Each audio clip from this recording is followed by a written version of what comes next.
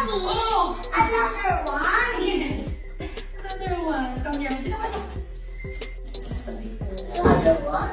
Yeah. Ano ka ba? This is a ceiling fan. Jaro, di ba ang balas-balas doon sa ano?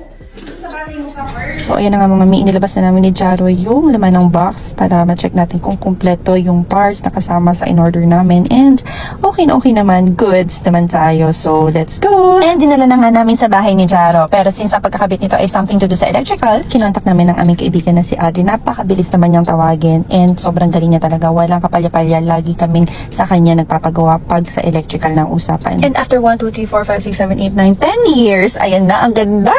Natapos na! And ikakabit na lang yan. Alam niyo guys, sobrang ganda yung aesthetic nitong Big Brood ceiling fan. Grabe. This screws pa lang niya, especially designed talaga for that product para sa safety nito. And look at that gold highlight of this ceiling fan. Grabe, ang lakas makamayaman. Magkano lang to? And voila! Here it is. Grabe, mas mahangin pa kaysa sa kapitbahay nyo. Grabe, aesthetic ng bahay ni Jaro.